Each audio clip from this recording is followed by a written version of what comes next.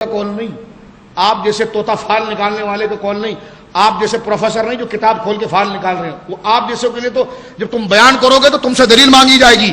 لیکن امام اعظم ابو حنیفہ یہ عظیم شخصیات ایسے ہیں کہ جو مجسمہ علم ہیں، جب یہ کوئی مسئلہ بیان کرتے ہیں تو چھوٹا ان سے دلیل نہیں مانگتا، اس لیے کہ یہ خود علم کے باہر ہیں اور خوف خدا کے مظہر ہیں. ان کے پاس دلیل ہوتی ہے، اگر کوئی پوچھے تو بتا بھی دیتے ہیں. لیکن ہم جیسا شخص جسے کچھ نہیں آتا، ہم عامی لوگ ہیں، ہم ایک گویا کہ غیر مجتہد ہیں، تو غیر مجتہد سے دلیل کا مطالبہ کیے بغیر اس سے دلیل لیتا ہے. لیکن مجتہد نے جو کتابیں لکھی ہوئی ہے، کتاب محمد آپ دیکھ لیجئے، موطا امام محمد دیکھیے، کتاب الاثار دیکھیے، المبسوط علامہ سرخسی علیہ رحمت کی دیکھیے، تمام امام اعظم نے جو فقہ کے جوابات دیے ہیں اس کی دلیلیں موجود ہیں. ہدایہ تو آپ پڑھتے ہیں نا، ہدایہ میں کیا صاحب ہدایہ فقہ کا مسئلہ لکھنے کے بعد حدیث نہیں لاتے، اقوال نہیں لاتے، وضاحت نہیں کرتے، تو یقیناً وہ کرتے ہیں. تو دلائل کی کتابیں اور ہیں، لیکن تقریر یہ ہے کہ غیر مجتہد کے علم پر اعتماد کر کے دلیل ہونے کے باوجود دلیل کے مطالبہ کیے بغیر، مطالبہ کرنے کے بغیر اس سے گویا کہ مسئلہ اخذ کرے، اس کو تقلید کہتے ہیں. مثال کے طور پر میرے پاس 10 بندے آتے ہیں، شاہ صاحب یہ مسئلہ بتائیں. وہ کہتے ہیں جی مسجد کے امام صاحب ہیں، قرآن و سنت بیان کرتے ہیں، عالم ہیں، ٹھیک ہے جی. ان سے مسئلہ پوچھ لیا، وہ اپنے حسن ظن میں آ گیا اور پوچھ لیا کہ جناب آپ مجھے مسئلہ بتا دیجئے کہ یہ میری اس طریقے سے نماز ہوئی کہ نہیں. ہم نے کہا جی ہو گئی، یا ایسا مسئلہ تھا کہ نہیں ہوئی. اب وہ چلا گیا، اب یہ تو ہاتھ تو نہیں پکڑے گا، چلے لائبریری میں چلے، مجھے قرآن سے بتا دے، حدیث سے بتا دے، سنت سے بتا دے. تو یہ اتنے احمق ہیں کہ کہتے ہیں ہر جگہ پر دلیل ہونی چاہیے. ہم نے کہا پھر تو ہو گیا کام سارا، پھر تو سارا کام ہو گیا. کہنے لگے جی آپ کا نام کیا ہے؟ کہنے جی میرا نام عبد الرحمان ہے. کہا آپ کے ابا کو میں نے دیکھا تھا. کہا ان کا نام کیا؟ کہا عبد الجبار. کہا آپ کے ابا ہیں؟ کہا کیا دلیل ہے آپ کے پاس اس کی؟ کیونکہ ہم نے تو آپ سے یہی سنا تھا کہ اعتماد تو کسی پر نہیں کرنا ہے، ہم نے اعتماد تو کسی پر نہیں کرنا ہے اور ہمیشہ دلیل کا مطالبہ کرتے رہنا ہے. تو ابا کو تو بلائیے. کہا کیسی بات کر رہے ہو بھائی کیا بیٹے کا پیدا ہونا، باپ کا ہونا یہ دین نہیں ہے؟ کہا دین ہے. تو ہم نے کہا آپ نے تو خود کہا ہے دین میں تقلید شرک ہے، آپ کو کسی نے کہا یہ تمہارا ابا ہے؟ کہنے لگا جی یہ محلے والے کہتے. تو ہم نے کہا آپ محلے والوں کے مقلد ہیں؟ کہنے لگا نہیں میں تو محلے والوں کا مقلد کہاں ہوں، میں تو اہل حدیث کے 2 اصول، اللہ اس کا رسول، میں تو اللہ رسول کو مانتا ہوں. تو پھر ٹھیک ہے بخاری شریف سے بتائیے آپ کے ابا. کہنے جی قاضی صاحب نے نکاح نامہ تیار کیا تھا. کہا جی قاضی صاحب بھی تو رسول تو نہیں ہے نا، تم کہتے اماموں کا قول نہیں مانا جاتا، تو قاضی صاحب کے قلم کو کس طرح مان لیں؟ اب تم کہتے جی غیر رسول کا قول نہیں، وہ معصوم تھوڑی ہے، ان سے غلطی ہو سکتی ہے، تو قاضی صاحب سے بھی غلطی ہو سکتی ہے. تو اگر یہ کرو گے تو پھر تو بچے گا کچھ بھی نہیں. ضرورت اس بات پر آئے گی کہ کسی پر اعتماد کرنا پڑے گا، اور اعتماد کر کے اس کے علم اور تقوی کی بنا پر مطالبہ دلیل کیے بغیر اس سے مسئلہ لے کر اس پر عمل کرنا پڑے گا. اور اسی کو تقلید کہتے ہیں. اسی کو درود پاک پڑھ لیجیے.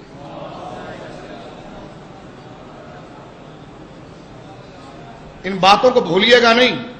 جو یہ باتیں میں کر رہا ہوں آپ کے سامنے، ہمارے وہاں تو عموماً یہ موضوع بیان کرنا ہی ناپید ہو گئے ہیں اور عوام اس میں مخمصے کا شکار بنی رہتی ہے. کہ ہم سے تو ظاہر سی بات ہے، وہ کہتے ہیں نا کہ جیسا بندہ ہوتا ویسے اس کے پاس گاہک آتے ہیں. ہمارے پاس تو جو بھی آتا وہی کہتا ہے رفع کرنا کیسا، آپ کیا دلیل دیں گے اس کی؟ قرات خلف الامام کیسا دلیل کیا دیں گے؟ تو آج جو انہوں نے اپنا سارا مذہب جو پھیلایا ہے وہ اسی سے 3 طلاق سے 1 طلاق ہوتی ہے. اکثر لوگوں کو جو وابی بنایا انہوں نے، وہ بیوی کی محبت نے بنایا ہے. اس میں خدا کی محبت کا کوئی دخل نہیں تھا، خدا کی محبت کا کوئی دخل نہیں تھا. ایک آدمی نے اپنی بیوی کو 3 طلاق بیک وقت دے دی، اور اس کے بعد جب وہ گیا تو علماء ربانیین جن کے دل میں خدا نے اپنا خوف رکھا ہے اور جو قرآن کے صحیح وارث ہیں، انہوں نے کہا جی قرآن بھی یہ کہتا ہے، سنت بھی یہ کہتی ہے کہ ایک نشست میں بیوی کو 3 طلاق دینے سے بیوی کو 3 طلاق ہو جائے گی. اب بغیر حلالہ شرعی کے وہ تیرے نکاح میں نہیں آ سکتی. اب وہ بھاگے گا، پھر بھاگ کر کہا جی بنس روڈ میں وہ مسجد صرف اسی کام میں مشہور ہے. ہاں وہ عبد الرحمان سلفی کا مدرسہ وہ اسی کام میں مشہور ہے، وہ کسی اور کام میں نہیں ہے. 2 کام ہے، ایک چوتھے دن قربانی وہاں ہوتی ہے، روڈ کے اوپر اونٹ کاٹا جاتا ہے، اور ایک اگر کوئی بولے کہ بھائی وہ 3 طلاق، بولے نہیں آپ کو نہیں پتا عبد الرحمان سلفی کہاں کا بڑے حکیم صاحب ہیں، انہیں سے رابطہ کریں آپ. پھر لوگ پھر اس طرح مراجعت کرتے ہیں. وہ کہتے ہیں ٹھیک ہے پھر کالا بکرا ذبح کر دے اور یہاں پر آ جائیں آپ، ہم لکھ کر دے دیتے ہیں کہ 3 طلاق جو ہے کہ وہ 1 ہی ہوتی ہے، 3 نہیں ہوتی ہے. تو دیکھیں اجماع کا انکار اور حقیقت کا انکار. جس طرح کہ اگر کوئی یہ کہنا شروع کر دے کہ کتا کھانا حلال ہے، اور جب اس کو پکڑا جائے تو کہنے لگا جی میں نے اس لیے سے تھوڑی کہا تھا کہ کتا کھانا حلال ہے، میں نے تو قرآن کا مفہوم بیان کیا تھا، فمن اضطر غیر باغ ولا عاد فلا اثم علیہ، کہ بندہ مر رہا ہو، کھانے کے لیے کچھ بھی نہ ہو، اور کتے کا گوشت پڑا ہو یا شراب پڑی ہو اور وہ تھوڑا سی پی لے اپنی جان بچا لے، تو میں تو حالت اضطراری کہہ رہا تھا، تو لوگ کہیں گے تھو ہے تجھ پر، جب اضطراری مسئلہ تھا تو اس کو اجماعی قول کے تحت کیسے بیان کیا؟ اب تھو تھو کر کے تو چلے جائیں گے، لیکن غالب نے وہیں پر تو کہا تھا نا کہ بدنام ہوں گے تو کیا نام نہ ہوگا؟ تو اجماع سے انکار، امت کو دو ٹکڑے کر کے رکھ دیے، ایک حدیث ان کے پاس صحیح نہیں، اپنے قول کی دلیل نہیں، صرف ایک ان کے پاس خارجی ابن تیمیہ ہے جس نے یہ فتویٰ دیا تھا 3 طلاق کا، لیکن خود اس کے فتاوے میں گول مول فتوے ہیں، خود کہیں پر وہ 3 طلاق کو قائل کہتا ہے، کہیں پر نہیں کہتا ہے، تو ان کے پاس سارے مسئلے آپ کو وہ ملیں گے جس کو آج تک امت نے کبھی قبول کیا ہی نہیں۔ 3 طلاق کا مسئلہ، رفع دین کا مسئلہ، آپ کی نماز ہی نہیں ہوگی، کہ جب آپ سخت ہوں گے تو اتنے ہوں گے کہ آپ کی تو نماز ہی نہیں ہوئی، آپ نے ہاتھ نہیں اٹھائے، ارے بھائی نماز میں تو 7 فرض ہے، یہ 8واں فرض تم کہاں سے لیا ہے؟ نماز تو نہیں ہوتی ہے جب کہ بندہ فرض کو چھوڑتا ہے، یہ آپ فرض کہاں سے لے کر آئے؟ اور جب سخت ہوں گے تو ہاتھ اٹھانے نہ اٹھانے پر نماز گئی، اور نرم ہوں گے تو 3 طلاق کے باوجود بیوی نکاح میں رہے گی۔ تو یہ آپ حال دیکھیے، افراط و تفرید کا نظریہ دیکھیے۔ تو لہذا بندے کو چاہیے کہ اجماع کے ساتھ رہے، سواد اعظم کے ساتھ رہے، صراط الذین انعمت علیہم، ان کے نقش قدم پر چلے، کیونکہ موت تو آنی ہے، جو جدھر پچھاڑا کھائے گا وہ جائے گا، لیکن بچے گا وہ جو اکثریت کے گروہ کے ساتھ ہوگا، اس لیے کہ جہاں اکثریت کا ٹھکانہ ہوگا وہیں پر اس کا ٹھکانہ ہوگا۔ یہاں پر ایک مسئلہ جو میں عرض کرنا چاہ رہا تھا آخر میں، وہ یہ ہے، ذرا اس کو توجہ کے ساتھ سماعت فرما لیجئے، 2-3 اس کے ابتدائی اصول ہیں، اس کو آپ لے لیں گے تو میں سمجھتا ہوں کہ اس مختصر نشست کے اندر چند احادیث میں آپ کے سامنے پڑھ کر اس موقف کو واضح کر دوں گا۔ بات یہ کی جاتی ہے کہ فاتحۃ الکتاب کے تحت کہ جو سورہ فاتحہ نماز میں نہ پڑھے، جو سورہ فاتحہ نماز میں نہ پڑھے اس کی نماز نہیں ہوتی ہے۔ میں نے اس پر پہلا سوال یہ کیا تھا کہ جناب آپ یہ کہتے ہیں کہ جو سورہ فاتحہ نماز میں نہ پڑھے اس کی نماز نہیں ہوتی، تو حضرت صاحب ذرا یہ بتائیے یہ منفرد کے لیے ہے یا مقتدی کے لیے ہے؟ کہنے لگے جی دونوں کے لیے، جو تنہا پڑھے گا اس کے لیے بھی ہے، جو اقتدا کرے گا اس کے لیے بھی ہے، دونوں کے لیے ضروری ہے۔ ہم نے کہا جی ضروری تو بے شمار معنوں میں آتا ہے، یہ ضروری آپ کے نزدیک فرض ہے، واجب ہے، سنت ہے کیا؟ کیونکہ ہر ضرورت اپنے معیار کے اعتبار سے ہوتی ہے، یہ میں بالترتیب چل رہا ہوں تاکہ آپ کو درجہ بدرجہ 1 2 3 سے سارا مسئلہ سمجھ میں آئے۔ اب میرا دوسرا سوال یہ ہے کہ آپ اس کو کہتے ہیں سورہ فاتحہ امام کے پیچھے پڑھنا ضروری ہے، مقتدی کا تنہا پڑھنا ضروری ہے، تو یہ ضروری کس معنی میں ہے؟ تو کہتے ہیں جی فرض ہے۔ کیا ہے؟ کیا ہے؟ فرض ہے۔ اچھا، اب اصول جڑ گیا، اب یہ ثابت ہوا کہ امام کے پیچھے سورہ فاتحہ پڑھنا فرض ہے، جبکہ امت کا اس بات پر اجماع ہے کہ نماز میں صرف 7 فرض ہے، جہاں پر قرات کو مطلقاً فرض رکھا ہے، سورہ فاتحہ کو کسی نے فرض نہیں کیا۔ اگر سورہ فاتحہ فرض ہے تو فرض وہ ہوتا ہے جس کی پوری صورت، پوری ہیت، پورا سٹائل، پورا طریقہ پھر قرآن سے بتانا پڑے گا۔ تو لہذا قرآن کی ایک آیت آپ ہمیں بتا دیں کہ جس میں اللہ رب العالمین نے یہ فرمایا ہو کہ جب امام تک سورہ فاتحہ پڑھ رہا ہو تو تم نے پیچھے چپ نہیں رہنا ہے، تم نے بھی سورہ فاتحہ پڑھنا ہے، اس لیے کہ فرض تو پھر قرآن سے ثابت ہوگا۔ فرض تو پھر ایک آسان سے سادہ سا ایک طالب علم کا سوال ہے کہ فرض تو جناب پھر قرآن سے ثابت ہوگا۔ اگر امام کے پیچھے سورہ فاتحہ پڑھنا فرض ہے تو پھر آپ قرآن کی ایک آیت بتائیے جس میں یہ موجود ہو کہ امام کے پیچھے سورہ فاتحہ پڑھنا فرض ہے۔ کہنے لگے نہیں جی قرآن میں تو ایسا کچھ بھی نہیں لکھا ہوا۔ تو میں نے کہا آپ تو کہہ رہے تھے فرض ہے، کہ یہ حدیث میں آیا ہے نا۔ ہم نے کہا جی پڑھیے پھر کون سی حدیث میں آیا؟ کہ یہ بخاری کا حدیث ہے لا صلاۃ الا بفاتحۃ الکتاب، نماز نہیں ہوتی جو سورہ فاتحہ نہ پڑھے۔ ہم نے کہا یہ حدیث متواتر ہے، کہنے لگے نہیں۔ تو میں نے کہا فرض تو متواتر ثابت ہوتا ہے، فرض تو متواتر ثابت ہوتا ہے۔ اور ساری بات چھوڑیے مولوی صاحب، آپ حدیث پڑھ رہے ہیں، قرآن تو آپ پڑھ نہیں سکے، اس پر قرآن آپ نہ پڑھ سکے، حدیث بھی آپ نے پڑھی تو یہ پڑھی کہ لا صلاۃ الا بفاتحۃ الکتاب، اس کی نماز نہیں ہوتی جو سورہ فاتحہ نہ پڑھے۔ اس میں امام کا لفظ ہے کہیں؟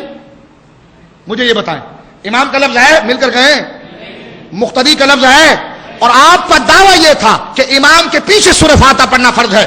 اب آپ پر ضروری تھا کہ آپ حدیث ایسے پڑھتے کہ جس میں نماز بھی ہوتی، امام بھی ہوتا، مقتدی بھی ہوتا، اور دونوں بیک وقت سورہ فاتحہ پڑھتے، جب جا کے آپ کے دعوے کے مطابق دلیل بنتی۔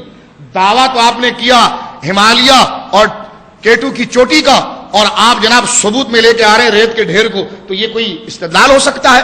دعویٰ آپ نے کیا امام کے پیچھے سورہ فاتحہ پڑھنا فرض، اس پر نہ قرآن کی آیت پیش کر سکے، حدیث بھی آپ نے پیش کی تو لا صلاۃ الا بفاتحۃ الکتاب، اس کی نماز نہیں ہوتی جو سورہ فاتحہ نہ پڑھے، تو نہ اس میں مقتدی کا لفظ ہے نہ اس میں امام کا لفظ ہے، تو جب امام اور مقتدی دونوں کا لفظ نہیں ہے تو یہ آپ کے دعوے پر صادق کیسے آئے گی؟ سمجھ رہے میری بات آپ؟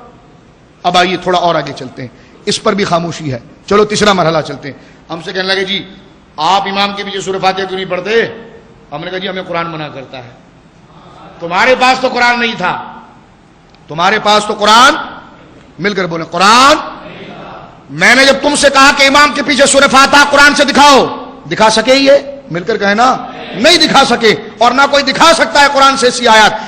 تمہارے پاس تو اپنے دعوے پر قرآن نہ تھا، میرا دعویٰ یہ تھا کہ امام کے پیچھے سورہ فاتحہ نہیں پڑھا جائے گا، قرآن جب پڑھا جائے گا تو کوئی دوسرا قرآن ساتھ میں بیٹھ کر نہیں پڑھ سکتا باواز بلند، اس لیے کہ ہمارا یہ دعویٰ ہے اور یہ قرآن میں موجود ہے۔ سورہ اعراف میں اللہ فرماتا ہے وَإِذَا قُرِئَ الْقُرْآنُ، جب قرآن کی تلاوت کی جائے فَاسْتَمِعُوا، تو اسے غور سے سنو۔ یہ ہمارے دعوے کی دلیل ہے کہ قرآن جب زور سے پڑھا جائے، اور امام صاحب کوئی آہستہ قرآن نہیں پڑھتے، زور سے پڑھتا الحمدللہ رب العالمین الرحمن الرحیم، اور اللہ فرماتا وَإِذَا قُرِئَ الْقُرْآنُ فَاسْتَمِعُوا لَهُ، کہ جب قرآن پڑھا جائے تو اسے غور سے سنو، وَأَنصِتُوا، اور خاموش رہو۔ قرآن کیا کہتا ہے؟ وَأَنصِتُوا، خاموش رہو، سنو اور خاموش رہو، لَعَلَّكُمْ تُرْحَمُونَ، تاکہ اللہ تم پر رحم فرمائے۔ دعویٰ ثابت ہو گیا نا؟ یہ کہنے لگے یہ نماز کے اس میں کوئی ذکر نہیں ہے، آپ تو کہہ رہے تھے نماز میں سورہ فاتحہ پڑھنا ہے، آپ نے بھی تو نماز کا کوئی لفظ نہیں بتایا۔ میں بات کروں گا انصاف کی، جو ہم پر اعتراض آئے گا وہ بھی میں بتاؤں گا آپ کو۔ اب ہم پر اعتراض آیا کہ بھائی آپ نے نماز تو نہیں دکھائی، اس میں تو صرف قرآن پڑھنا ہے، تو میں نے کہا دیکھیں اختلاف نماز غیر نماز کا نہیں، اختلاف ہے قرآن پڑھنے کا۔ جب قرآن زور سے پڑھا جائے تو قاعدہ یہ اللہ نے بتا دیا کہ جب قرآن باواز بلند پڑھا جائے تو اس وقت اس کو سننا ہے غور سے اور چپ رہنا ہے، یہ تو ثابت ہوا۔ کہ لگے یہاں پر نماز کا ذکر نہیں ہے، میں نے کہا نماز کا لفظ نہیں ہے، لیکن صحابہ کہتے ہیں یہ آیت نماز کے لیے اتری ہے، بات ثابت ہو گئی، ٹھیک ہے۔ ہاں یہ کہاں لکھا ہوا ہے؟ ہم نے کہا یہ پھر ہم آپ کے سامنے پیش کرتے ہیں۔